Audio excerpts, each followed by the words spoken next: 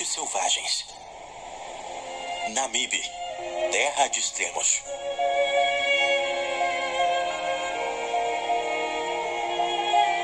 É o começo do verão no deserto do Namibe.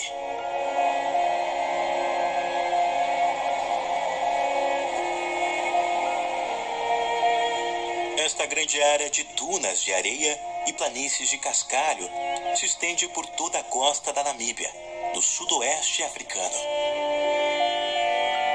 Ela se formou há mais de 43 milhões de anos e tem o título do deserto mais antigo do mundo.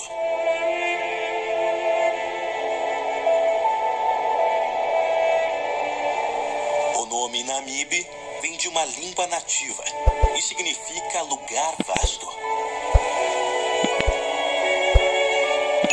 De fato, este deserto costeiro se estende por mais de 2.000 quilômetros, desde a foz do rio Orange ao sul até Angola ao norte.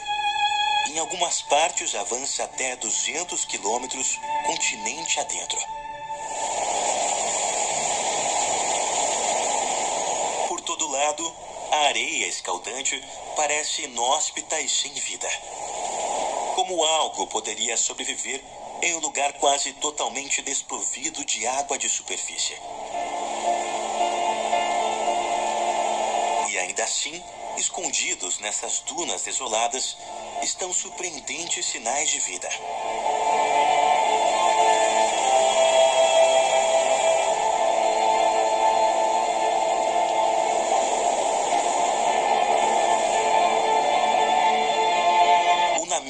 É considerado um dos desertos mais biologicamente ricos do mundo. O segredo da sobrevivência de muitas das criaturas do Namibe fica a oeste, onde o deserto se encontra com um vizinho bastante incomum: o Oceano Atlântico.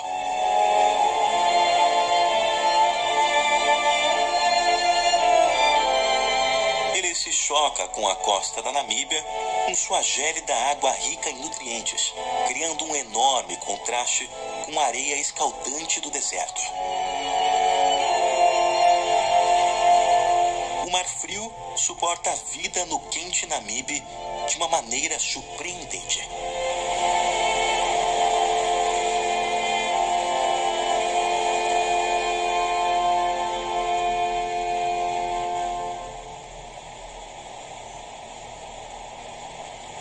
Para entender como isso acontece, não é necessário procurar além deste pequeno besouro. É um besouro tenebrioidea. E ele tem uma missão. O pequeno besouro precisa escalar até o topo desta enorme duna, pois é lá que encontrará a salvação que garante a sobrevivência no deserto.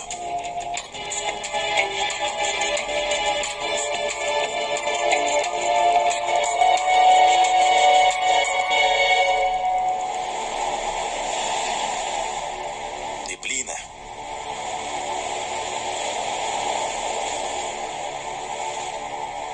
No frio ar da manhã, ventos repletos de umidade chegam ao continente vindos do oceano, onde ficam presos pelo ar quente acima, os forçando a se condensarem e formando uma baixa camada de neblina. No deserto seco, esta névoa se tornou um item crítico para a sobrevivência aqui.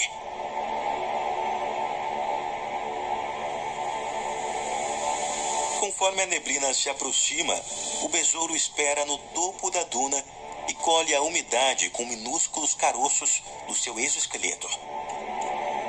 Eles captam a água e permitem que ela se condense. Pequenas ranhuras no seu corpo têm uma combinação de áreas cobertas por uma camada de cera e outras não cobertas que direcionam a água até a boca do besouro. Este fato incrível lhe rendeu o nome inglês de Fog Basking Beetle, besouro que se banha na neblina. É um um método tão eficiente para coletar umidade que, desta forma, o besouro consegue aumentar a quantidade de água no seu corpo em mais de 30%. É como se uma pessoa de 70 quilos bebesse 24 litros de água de uma só vez.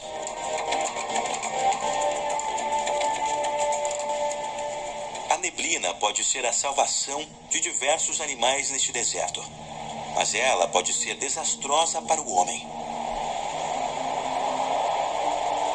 Destroços de naufrágios podem ser encontrados parcialmente cobertos pela areia. Relíquias de viagens destruídas por mares agitados e neblina espessa.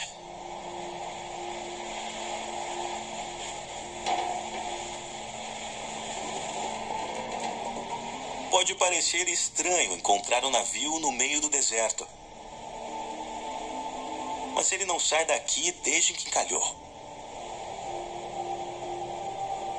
Foi o deserto que o engoliu lentamente. Com mais de 1 quilômetro de deserto tendo se formado nos últimos 100 anos.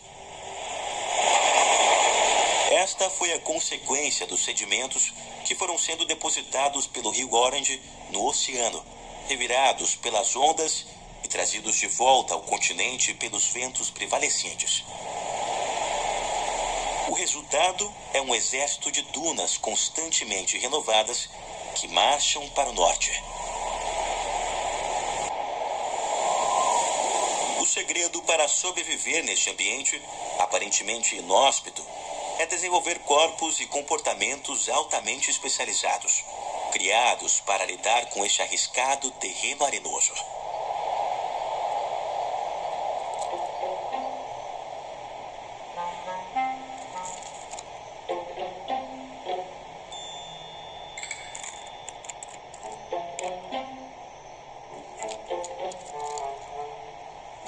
O camaleão de Namakwa parece ser uma criatura improvável de encontrar no deserto. Ainda assim, ele é muito bem adaptado para a vida no Namibe. Acredita-se que o ritmo lento e entrecortado dos camaleões tenha se desenvolvido nas florestas para ajudá-los a se disfarçarem entre as folhas que balançam ao vento. Mas é um método curioso de se usar no deserto. Camaleões são conhecidos por mudarem de cor e o camaleão de Namakwa adaptou esta habilidade para ajudá-lo a sobreviver aqui. No início da manhã, quando ainda está fresco, o camaleão opta por uma coloração mais escura para ajudá-lo a absorver os raios do sol. Mas depois que aqueceu, o camaleão muda então para um tom mais claro, para refletir melhor o calor indesejado. Agora ele pode começar o dia e caçar. Aqueles apetitosos besouros estão em algum lugar por aqui.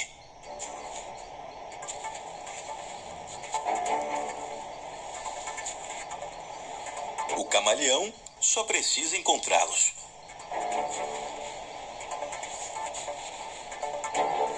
Para um animal tão pequeno, atravessar as dunas é quase uma maratona. É uma longa escalada e depois uma longa descida.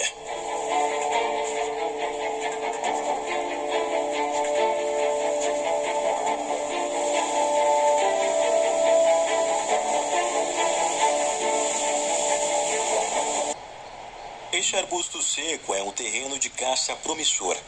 E o camaleão usa sua habilidade de mudar de cor para se misturar à paisagem.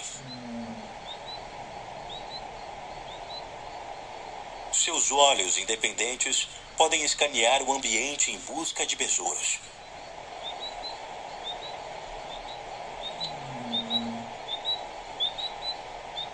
Mas não há nada aqui. Há outro lugar para olhar. Os pântanos na base de uma grande duna.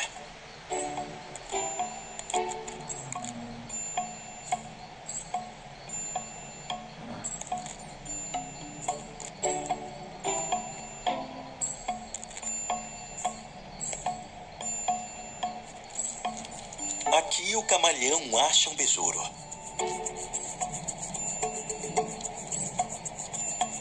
Mas encontrá-los é apenas metade do desafio.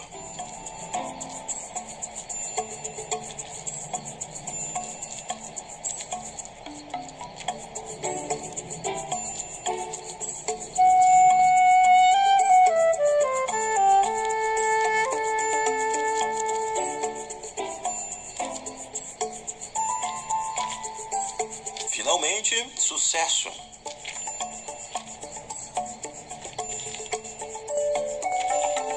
Mas este predador está correndo o risco de se tornar a presa. Há outro réptil por aqui e o camaleão deve se manter atento. E ele pode aparecer a qualquer momento.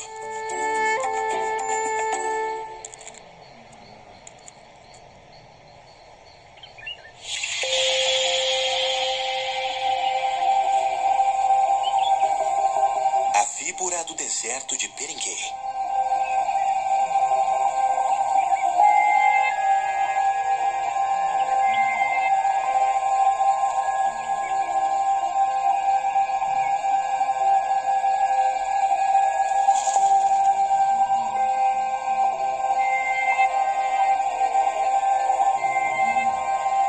Ela é pequena, medindo apenas 25 centímetros, mas muito bem adaptada para a vida no deserto.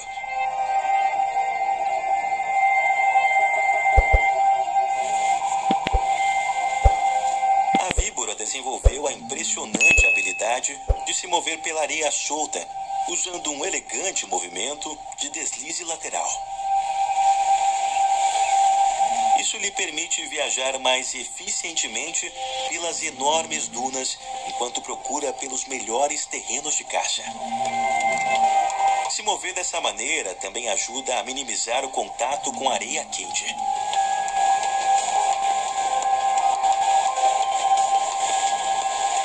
Ela pode deslizar surpreendentemente rápida pelas dunas escaldantes.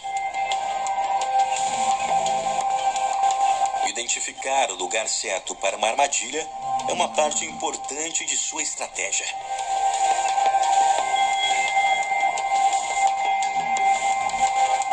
Uma vez tendo encontrado um local adequado, a víbora se enterra na areia, deixando apenas seus olhos expostos.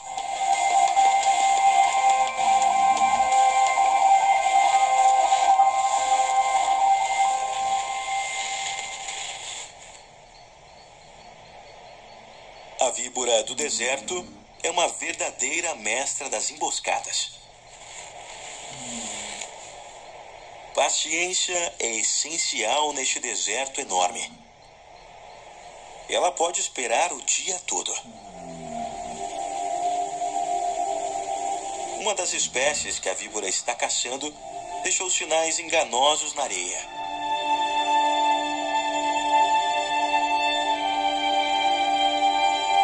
A trilha parece pertencer a uma cobra, mas o Typhlacuntias brevips é na verdade um lagarto.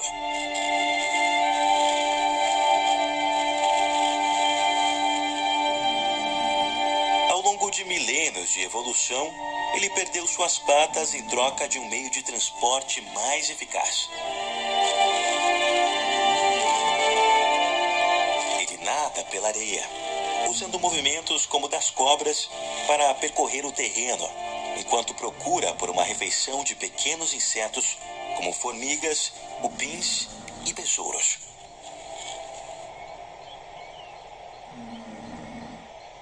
Outras marcas nas dunas revelam a presença de um lagarto mais convencional.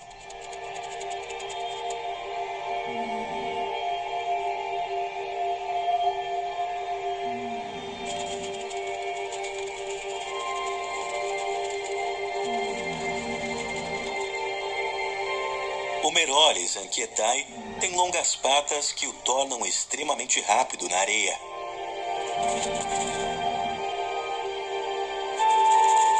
Porque nunca se sabe onde uma víbora pode estar escondida. Este lagarto tem um focinho no formato de pá, o que pode ser bastante útil quando é hora de sumir.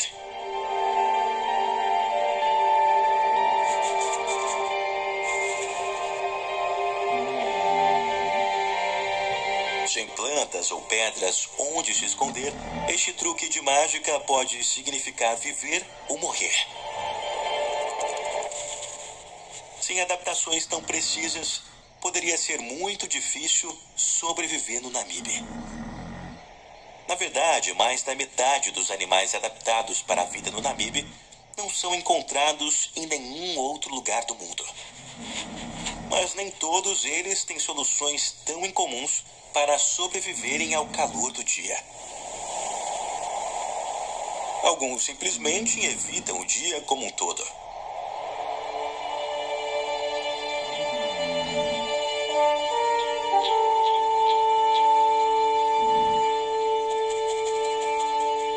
A lagartixa Pachytactylus anguei é noturna. Ela prefere dormir sob a areia durante o dia quente antes de emergir para caçar insetos. Ela tem enormes olhos que a permitem enxergar na escuridão do deserto. No entanto, como muitas lagartixas, ela não consegue piscar, fazendo com que manter a areia longe dos seus olhos seja bastante difícil. Por sorte, sua longa língua funciona como limpadores de para-brisas, para limpar seus enormes globos oculares. Dedos interligados nos pés a permitem correr com agilidade pela areia solta. Algo muito útil em um deserto onde o caçador pode se rapidamente tornar a caça. Sua pele tem um tom bege que a ajuda a se camuflar nas cores do deserto e evitar a atenção de outros predadores noturnos. Pois há alguns animais perigosos que rondam na escuridão. O escorpião Parabutus transvaalicus é um dos mais venenosos da África Austral. Ele é um predador muito agressivo e um dos poucos escorpiões que caçam ativamente em vez de simplesmente aguardarem em uma emboscada.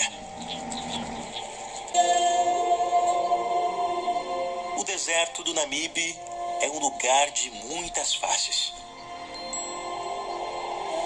Mas ao interior, o sol nasce para revelar um mundo surreal, onde até mesmo as árvores parecem congeladas no tempo.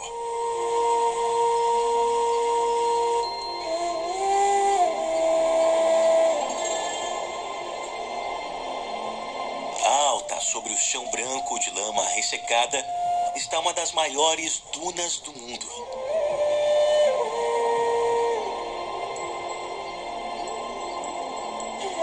Chamada de Sossusvlei, ela mede mais de 300 metros de altura.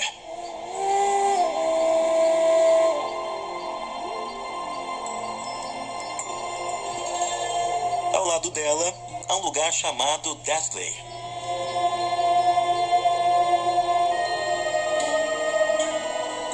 É um lamaçal formado mais de 1000 anos atrás, depois que fortes tempestades fizeram com que o rio Tissalchab inundasse. O dilúvio criou poças rasas que permitiram o nascimento de acácias.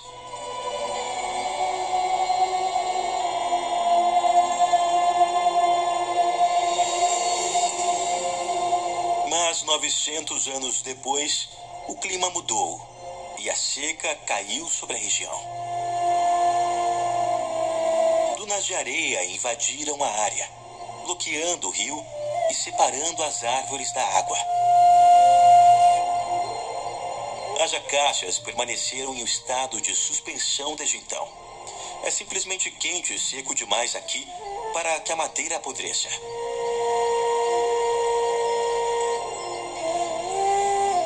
As cores e formatos contrastantes da paisagem podem ser bonitos, mas escondem a natureza real deste reino implacável.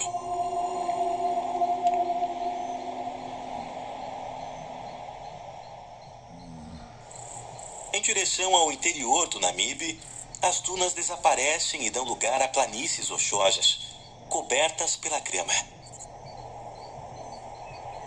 É um ambiente igualmente hostil, e até mesmo um animal melhor adaptado ao deserto pode sofrer com as condições ameaçadoras. Oryx do Cabo são especialistas do deserto. Ainda assim, sofrem aqui. Eles estão famintos e desidratados por conta de um verão brutal sem comida ou água suficientes. Como espécie, eles estão entre os mais bem-sucedidos especialistas do deserto na África, mas o Namibe tem testado seus limites. No entanto, eles estão sobrevivendo onde muitas espécies de antílope sucumbiriam. Eles superam as ameaças utilizando um eficiente arsenal de adaptações comportamentais e fisiológicas.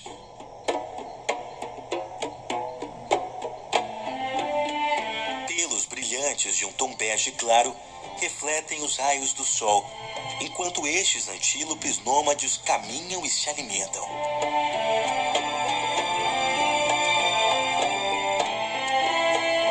Eles têm a incrível habilidade de pararem de suar quando ficam desidratados, e dessa forma reduzem a perda de água por evaporação em até 90%. Eles também podem tolerar temperaturas corporais de até 45 graus Celsius. Sangue chegando ao cérebro nesta temperatura deveria ser fatal. Mas o Oryx tem um segredo para manter a cabeça fria. Atrás do seu cérebro está uma rede de vasos chamada de rete mirabile. Sangue quente, proveniente do coração, passa por essa rede e transfere calor para resfriar o sangue, que corre pelas passagens nasais. Isso resfria o sangue que entra no cérebro a quase 4 graus Celsius. E as adaptações do Oryx para o deserto não param por aí.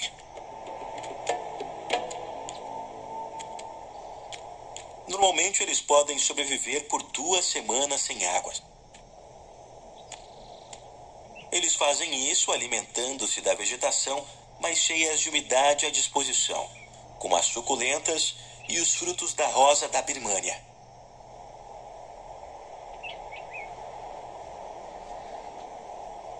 No momento não há nenhuma das duas aqui.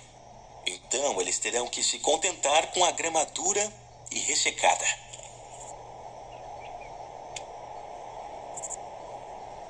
A grama não vai manter os Oryx saciados por muito tempo. Então eles devem continuar em movimento, sempre à procura de água.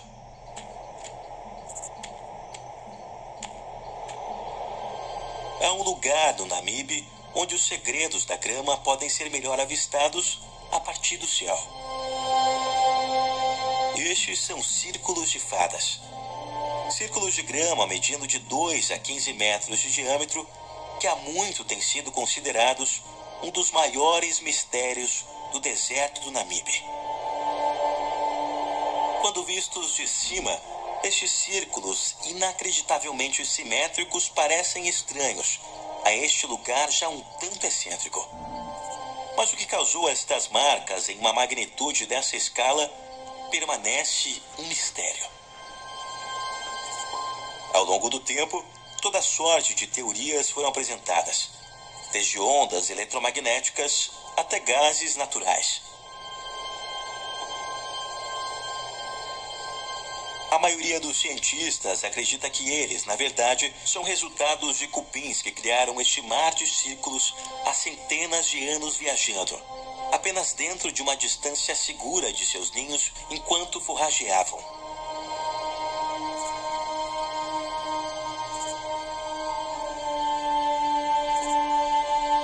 Independentemente da explicação, os círculos de fadas continuam sendo um fenômeno extraordinário neste reino desértico multifacetado.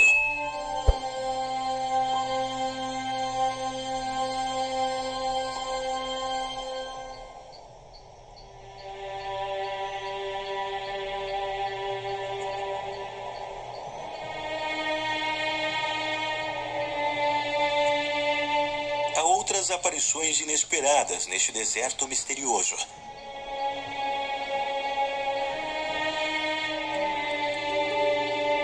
Para observá-las, é preciso viajar ao norte, passando pelas dunas e atravessando as intermináveis planícies de cascalho e o remoto sertão rochoso.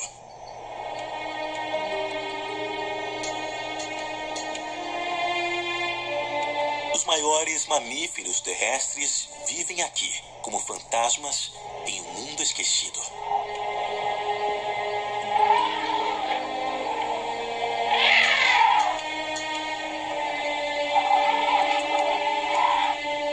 Estes elefantes adaptados ao deserto são os últimos de sua espécie. Ao longo do tempo, eles aprenderam a lidar com este deserto implacável. Embora seus primos da savana precisem de água diariamente, os elefantes do deserto do Namibe podem passar até 4 dias sem se hidratarem. Para encontrar o pouco de água que há aqui, eles precisam suportar longas travessias. Eles têm patas mais longas e pés mais largos para ajudá-los nestas árduas caminhadas. Os efêmeros rios ao norte do Namibe fornecem água e permitem o crescimento de alimentos para os gigantes do deserto nesta região. De outra forma, estéril.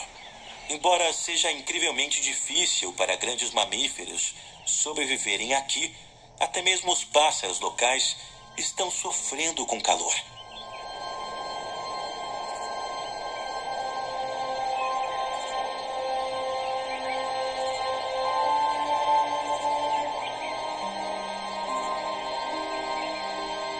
Estas 3 abertadas de Rupel foram acometidas pelas temperaturas do meio-dia.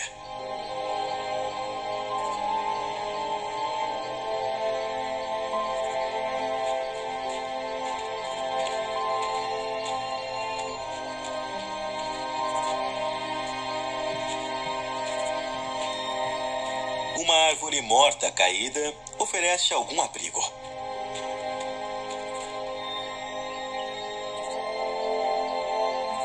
Mas estas são aves grandes, medindo meio metro de altura e pesando mais de 1 quilo.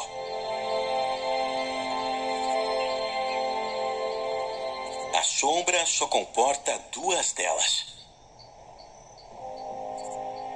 A que é deixada ao sol deve utilizar de outro método de redução de calor, chamado polipneia. Respirando rapidamente e permitindo que o ar passe pela sua boca, a abetarda dissipa calor pelo resfriamento evaporativo.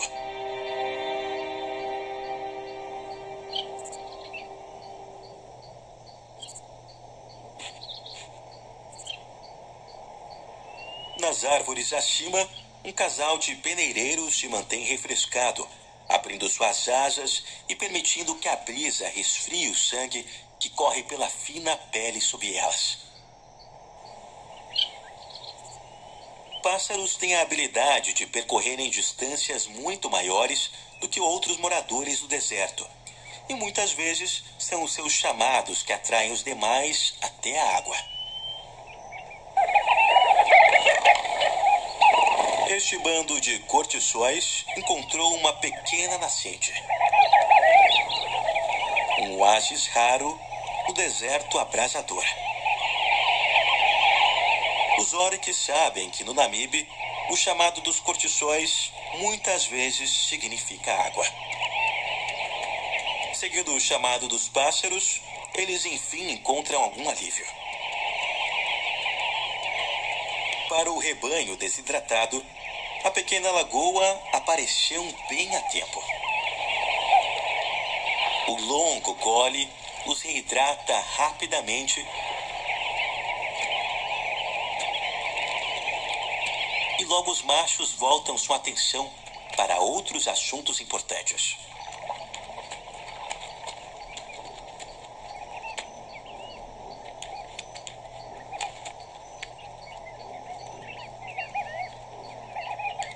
adultos, machos e fêmeas, têm longos chifres pontudos, que usam para intimidar possíveis predadores, como por exemplo os leões. Mas os chifres dos machos são mais espessos e são usados para disputarem o direito de acasalarem.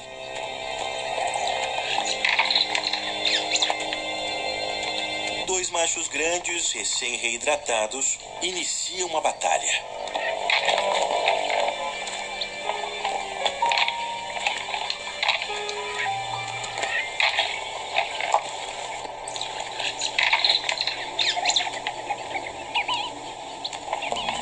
Até mesmo o menor erro poderia significar uma tragédia para os competidores. Não é preciso muita criatividade para enxergar como seus chifres poderiam ser letais.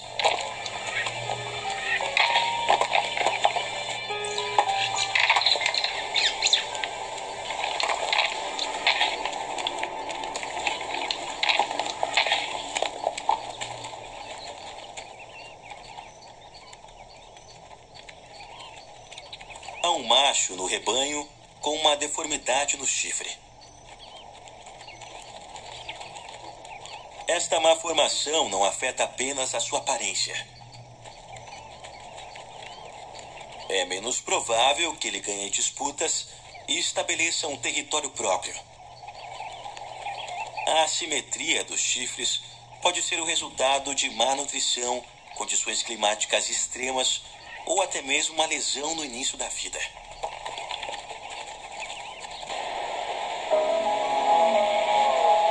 A mãe deste bebê ainda está no mar. Mas ele não está perecendo de fome. Ele está morrendo em decorrência de uma convulsão.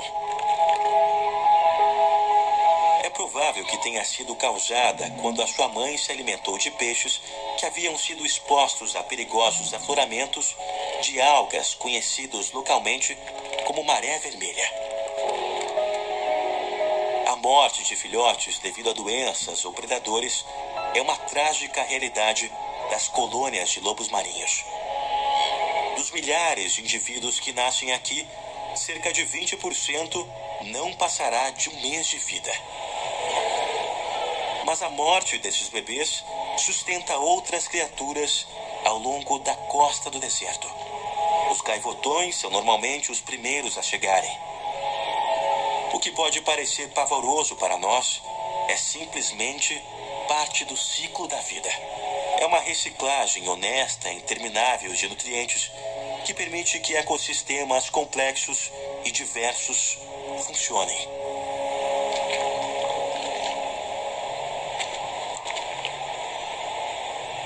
A fartura dos gaivotões não durará por muito tempo.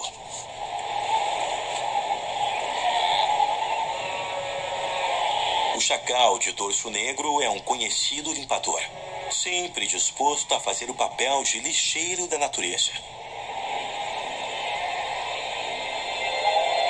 O chacal deu sorte.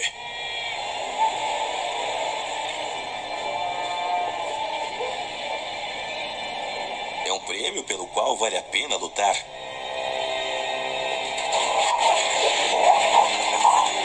Mas chacais são criaturas astutas. Enquanto ele está distraído pelo primeiro convidado indesejado, um segundo se aproxima.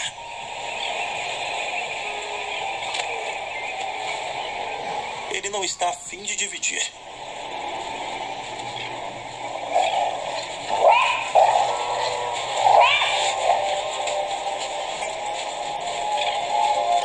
Está claro que ele quer que todos saibam quem manda aqui.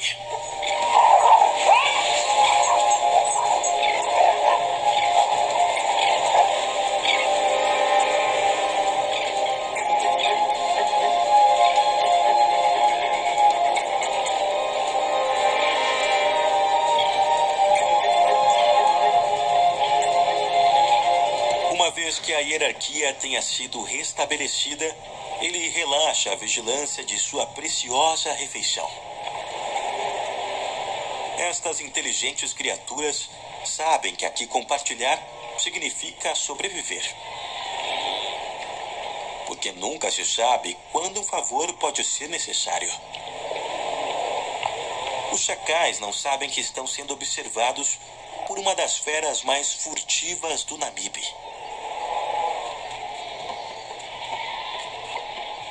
Uma hiena castanha.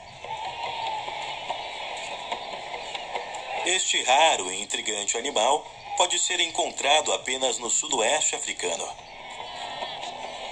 Um caçador misterioso e solitário, muitas vezes referido como lobo da praia. Aqui no Namibe, as populações estão entre as mais saudáveis da África subsaariana. A hiena é 5 vezes maior que os chacais. E eles sabem que não devem desafiá-la.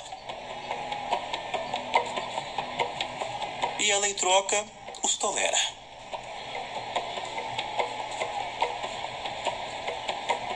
A aceitação relutante é um código subentendido dos animais que se alimentam de carcaças. E a hiena é uma verdadeira limpadora. Embora ela se alimente principalmente de filhotes de lobo marinho na costa do Namibe, ela também come muitos outros organismos marinhos, que são trazidos pela maré até a praia. Ambos, os chacais e as hienas, seriam normalmente mais ativos à noite para evitar o calor. Mas aqui na costa, onde é mais fresco, eles podem forragear durante o dia.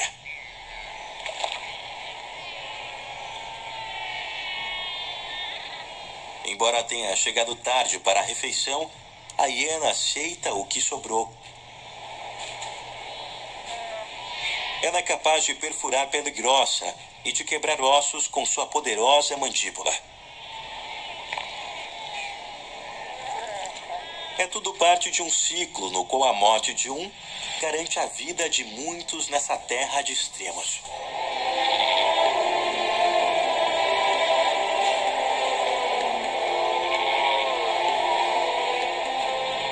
O resto da colônia de lobos marinhos está prosperando.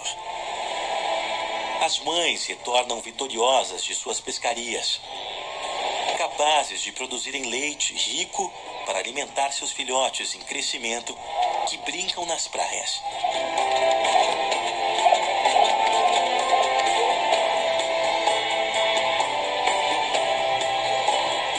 Estes bebês estão saudáveis e fortes.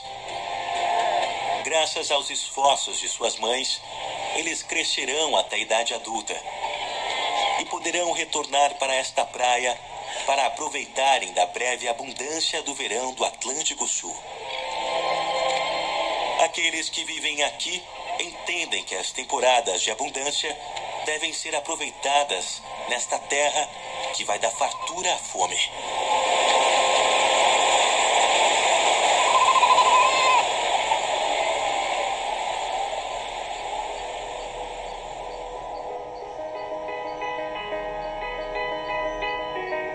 Neste deserto antigo, a vida prospera onde menos se espera.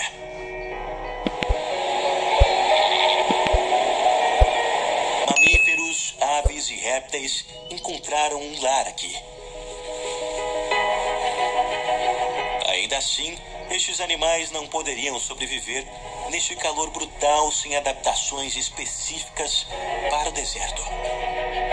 Com o tempo ao seu lado, eles se ajustaram à vida neste reino de beleza severa, diferente de qualquer outro na África. É um lugar onde as areias do tempo criaram o que é realmente uma terra de extremos.